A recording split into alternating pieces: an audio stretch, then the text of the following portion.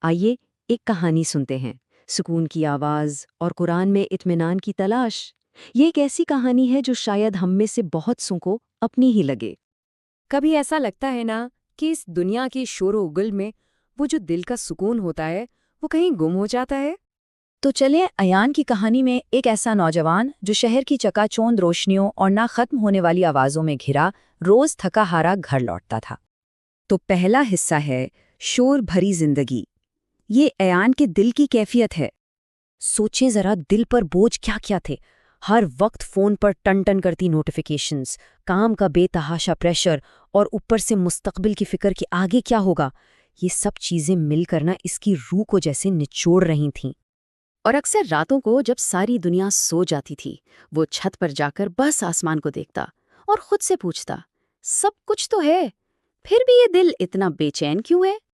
پھر آتا ہے کہانی کا دوسرا حصہ، ایک غیر متوقع وقفہ، ایک ایسا لمحہ جس نے سب کچھ بدل دیا۔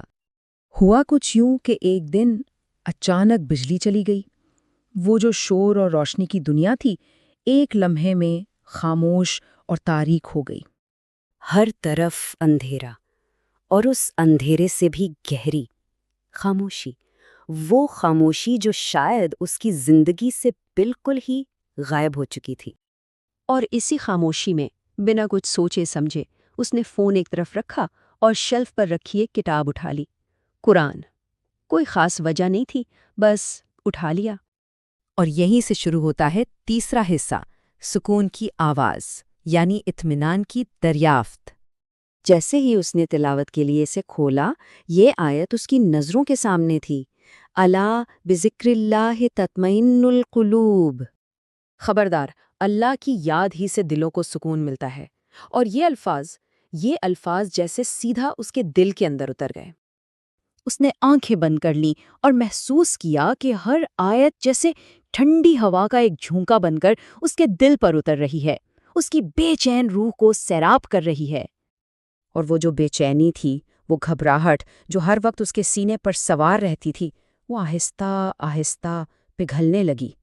کہانی کا آخری حصہ، ایک دائمی سہارا، ایک ایسا سبق جو ہمیشہ اس کے ساتھ رہا۔